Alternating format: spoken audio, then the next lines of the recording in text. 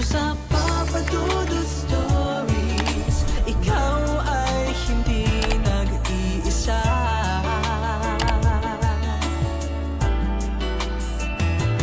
Dito sa Papa Dudut Stories, may nagmamahal sa'yo.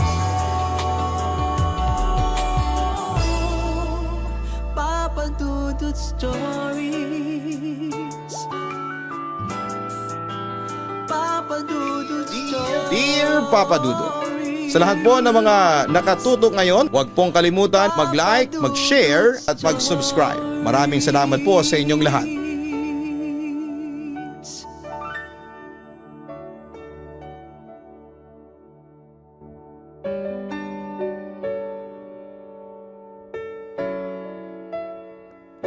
Ang pagkakaroon ng mga kaibigan na masasandalan sa oras ng kagipitan ay malaking bagay sa buhay na ito. Sila yung mga tao na sigurado kang hindi ka iiwan kapag kailangan mo sila. Minsan kahit hanggang kamatayan, nananatili ang kanilang katapatan sa inyong pagkakaibigan. Dear Papa Dudut, magandang araw sa inyo at sa mga kagaya kong super mega avid listener ng inyong channel na Papa Dudut Stories. Ang totoo niyan ay hindi ako ang unang nakadiskubre ng programa ninyo sa YouTube at Spotify. Dahil isa lamang ako sa mga mapalad na pinagbahagian ng tropa naming si Alexander, o mas kilala sa tawag naming Lexi. Bading kasi ang tropa naming yon at magkapederasyon kami, Papa Dudut. Kaya bago ang lahat ay gusto ko munang magpakilala sa mga nakikinig sa programa ninyong ito. Tawagin niyo na lamang po ako sa pangalang Neil. Hindi ko yan tunay na pangalan. Nasa 28 years old na ako sa ngayon at kapwa call center agent si Lexi na tropa namin nina Martha and Alfred. Sa apat, dalawa kaming bading ni Lexi, kaya naman magka-vibes kami.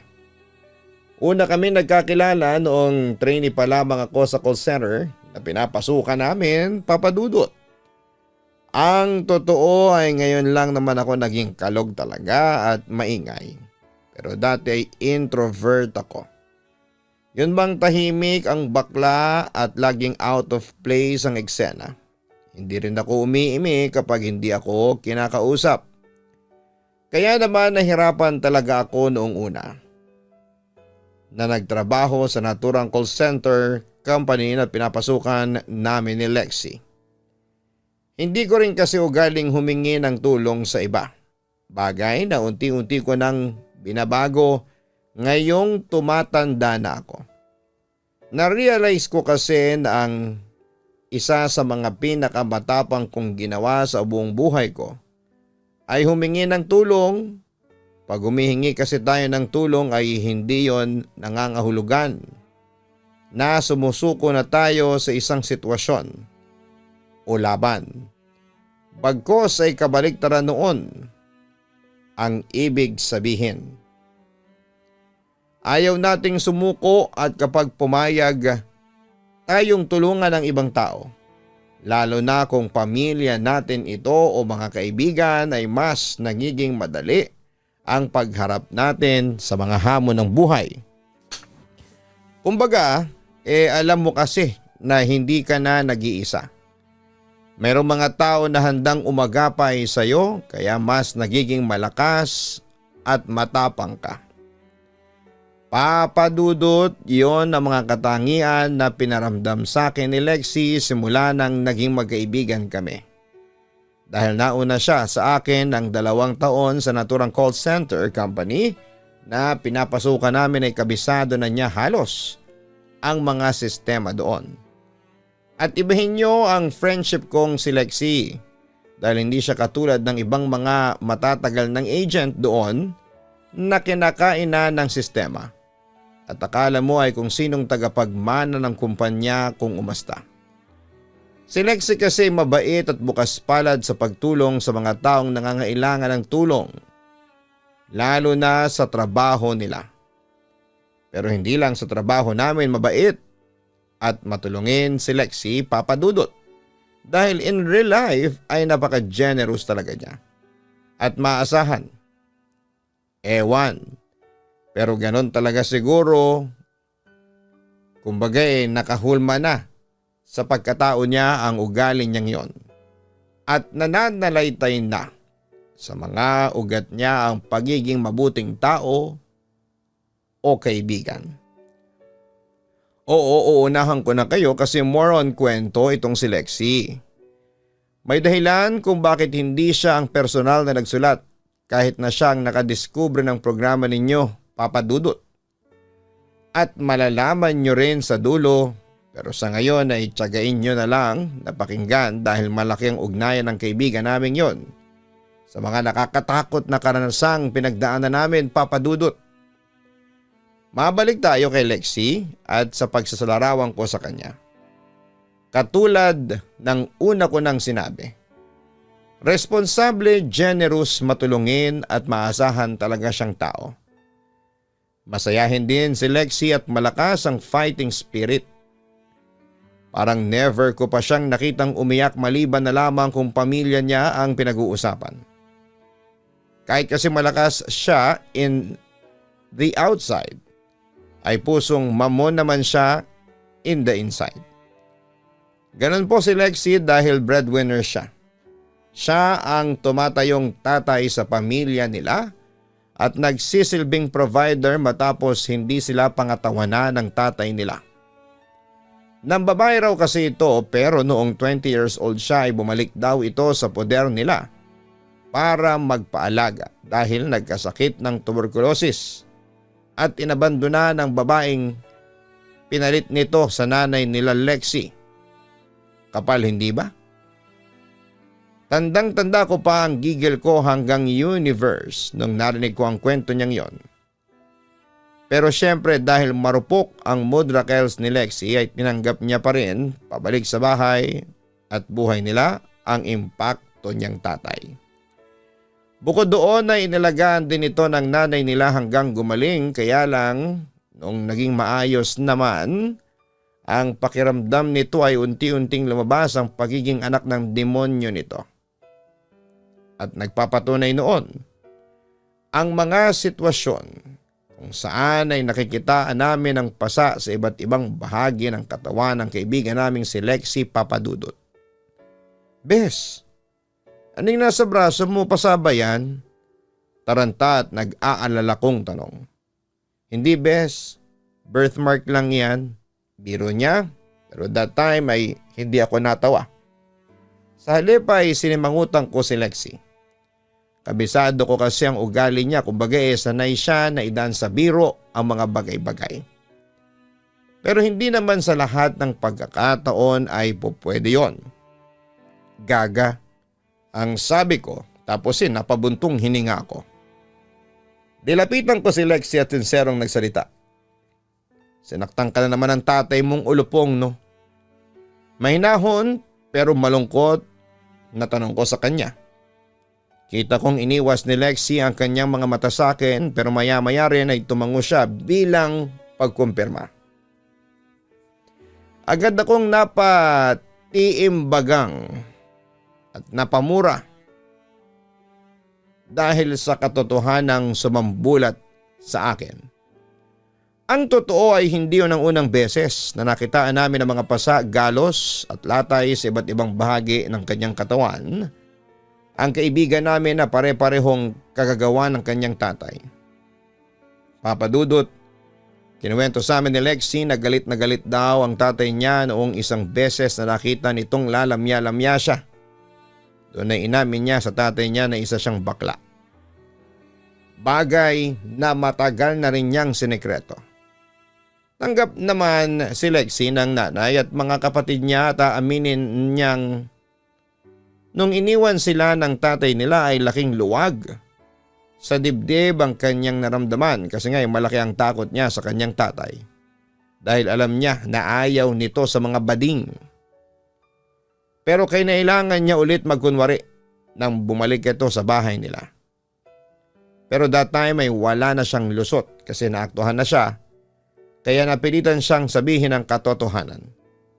Pero imbis na pangunawa ay isang malakas na suntok sa sikmura at sinundan ng tadyak sa katawan ng sinagot nito.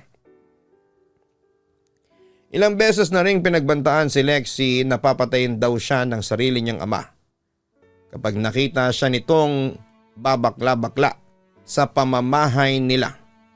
At kahit na inawat na ito ng nanay niya, sa huli wala pa rin itong nagawa, Papa Dudut. Simulang araw nang umuwi sa bahay nila, ang tatay nito ay naghari-harian na ito. Kaya naman masama ang loob ng aking kaibigang si Lexie sa kanyang ama. Pero hindi mapagtanim ng galit ang kaibigan ko. Kasi sa abot ng makakaya niya ay inuunawa niya ang pinanggagalingan ng galit at hinanakit sa mga bakla ng tatay niya. Doon niya nalaman na minsan pala itong binastos at minules siya ng isang bakla, Papa Dudut. Noong binata pa lamang ito.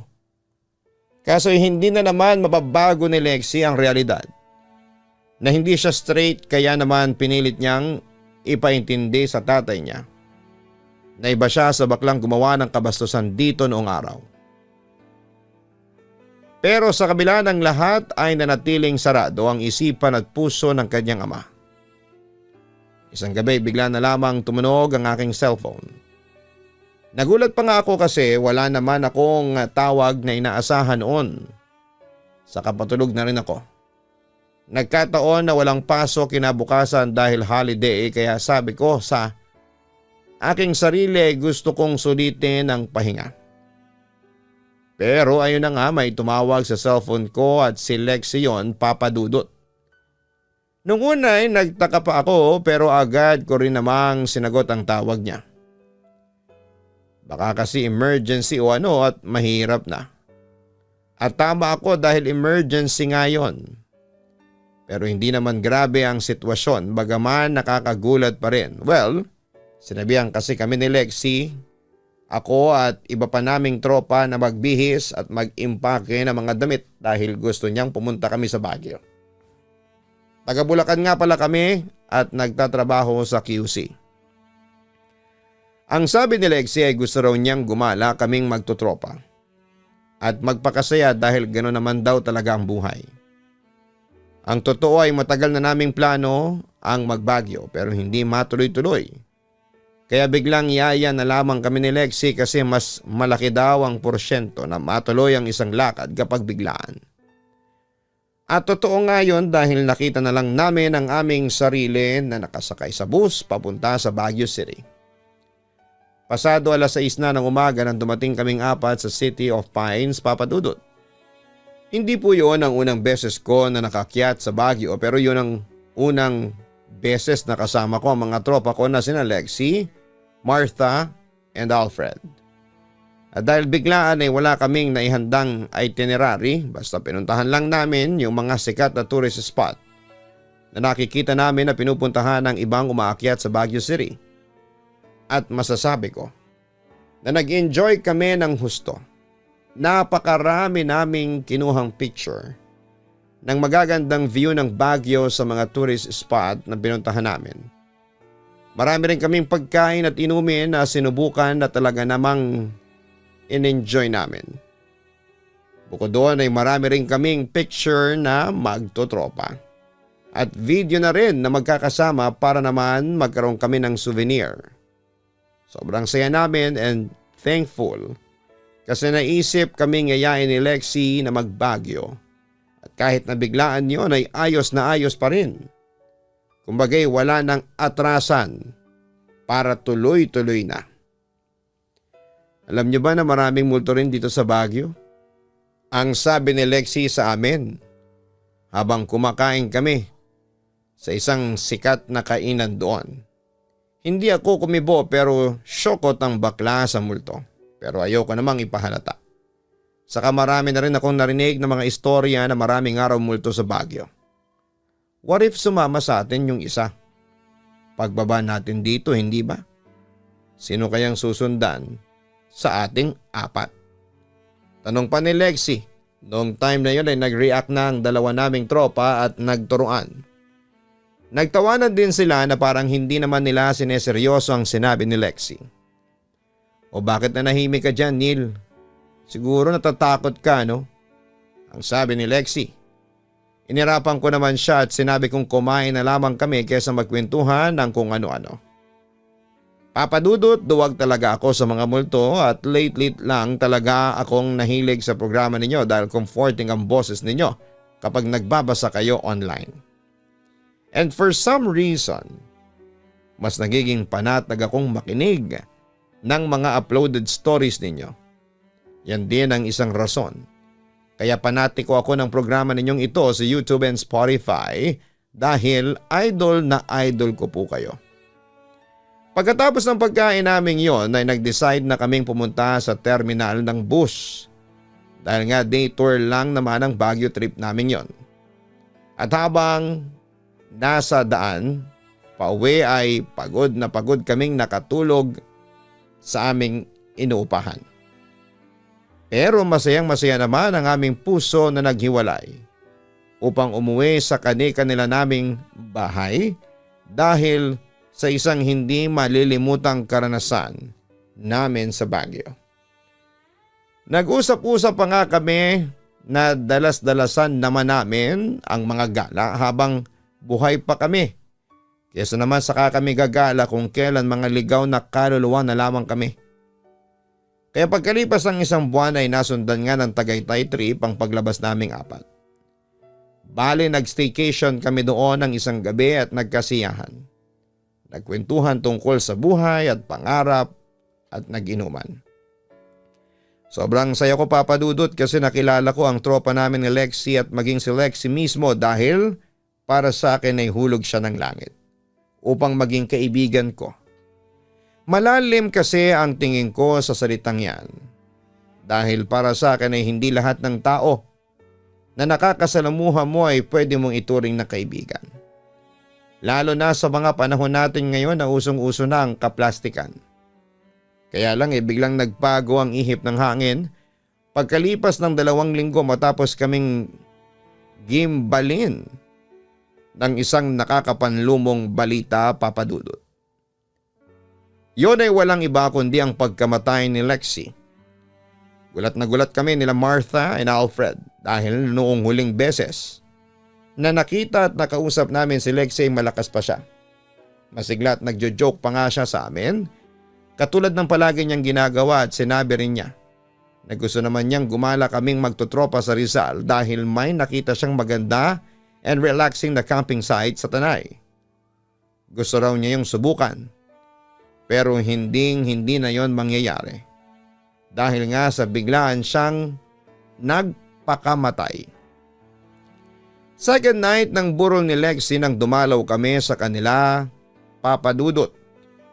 Walang masyadong bisita noong time na yon at una naming nakita ang nanay niya na mugto ang mga mata.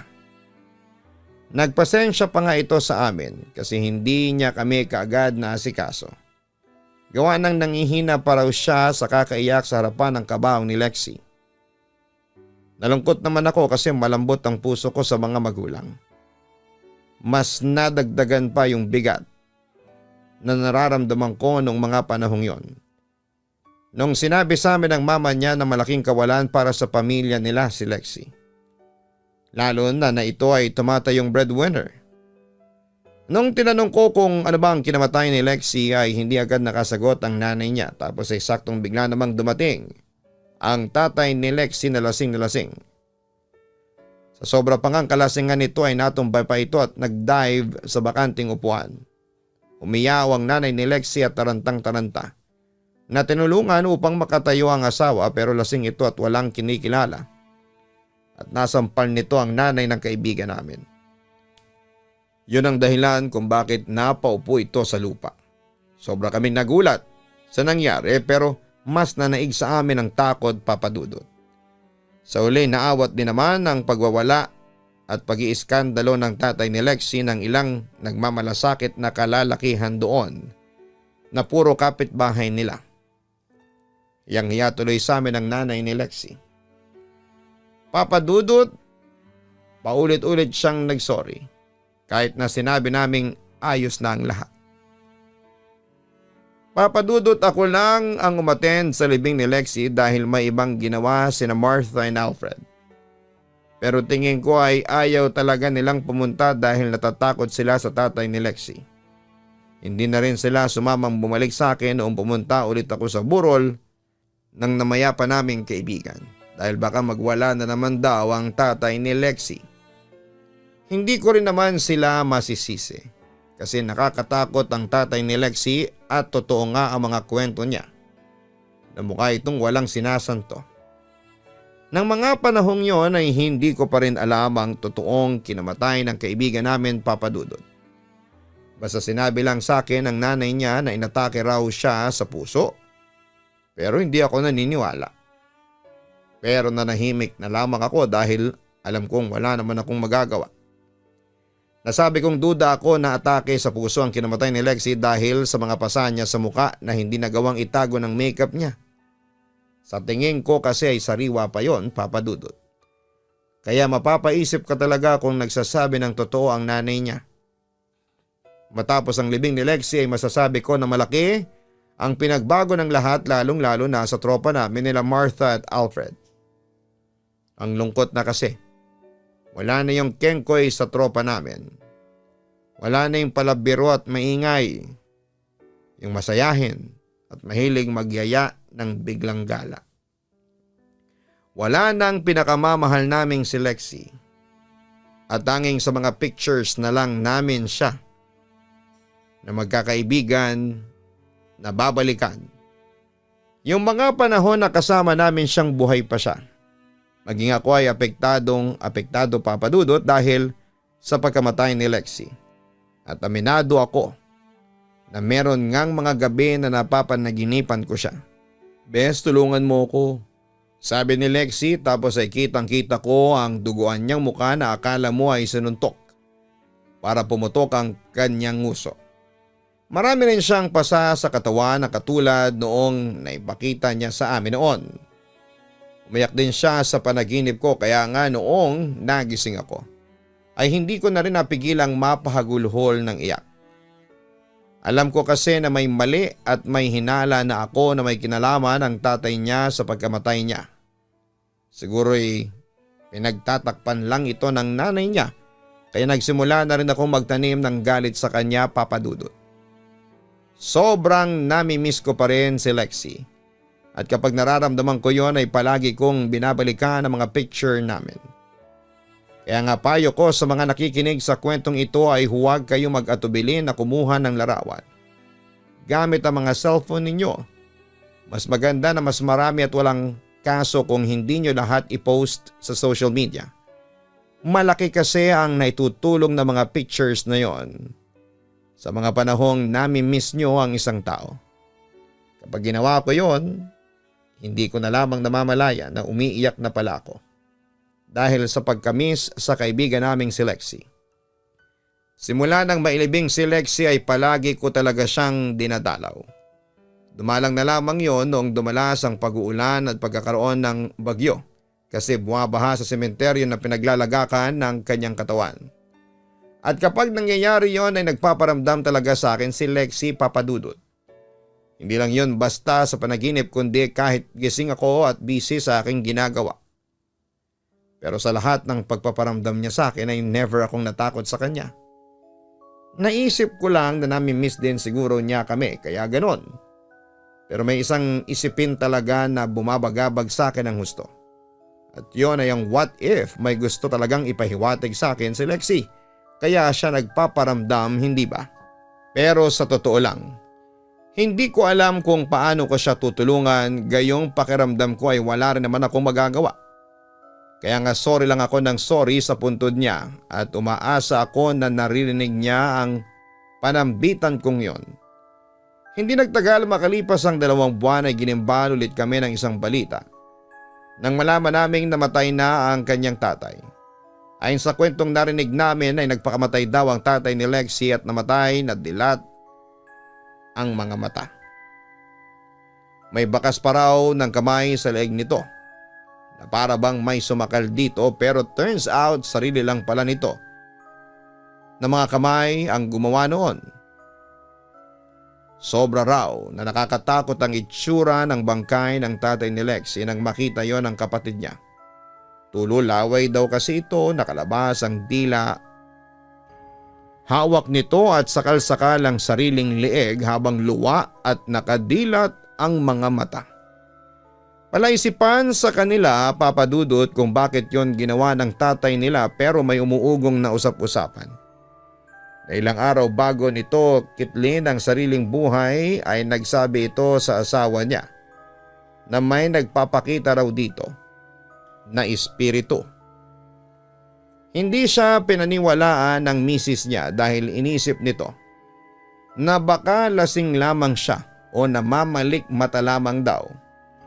Pero nagpatuloy ang pagpapakita sa kanya ng naturang espiritu, bagay na kinakatakutan niya ng gusto.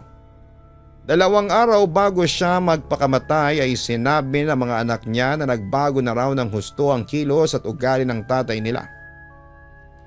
Para itong may kausap at nakikita na hindi nila nakikita. Laging balisa at takot. Hindi na rin daw ito kumakain ng pagkain at umiinom ng tubig, Papa Dudut. Meron pa raw pagkakataon na sinasabunutan nito ang kanyang sarili dahilan para magsugat ang anit nito dahil sa haba ng kuko nitong bumabaon doon.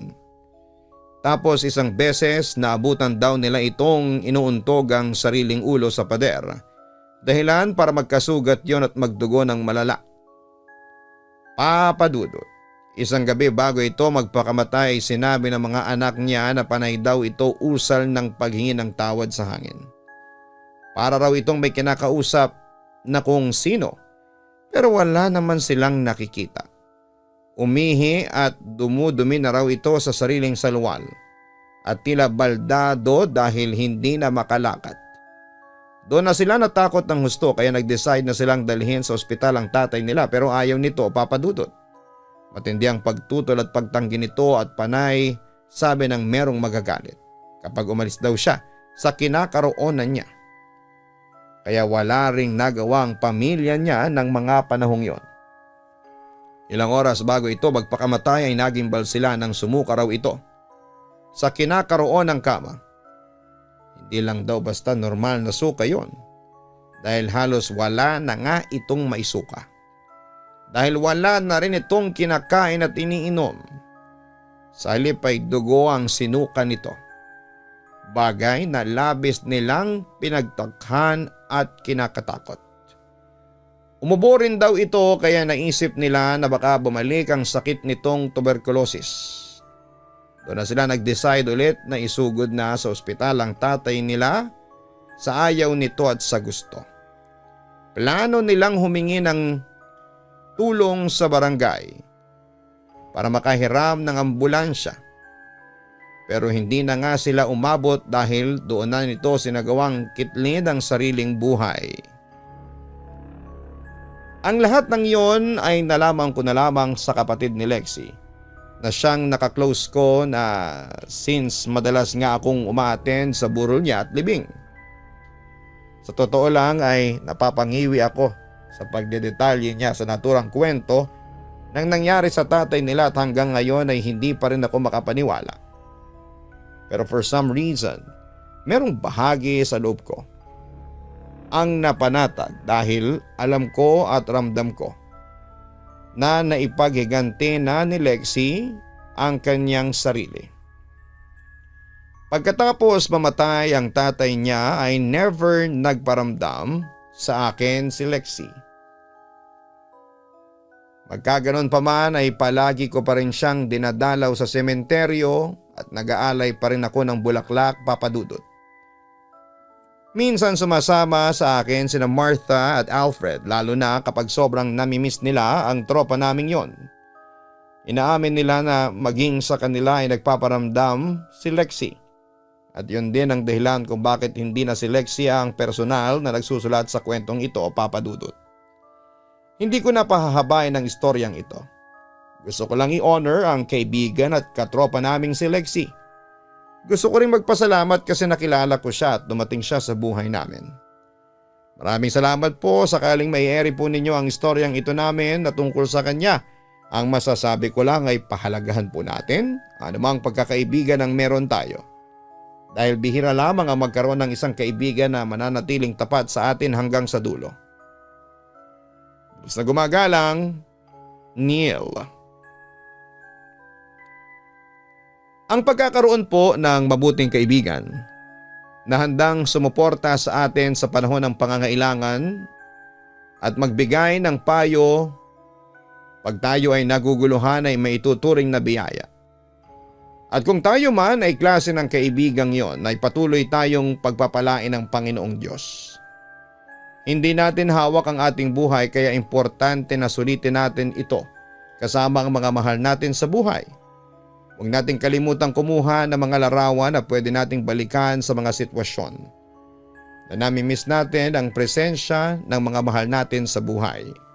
At sana'y palaging pagpalain ang mga katulad ni Lexie na isang mabuting anak at kaibigan. Maraming salamat po sa inyong lahat.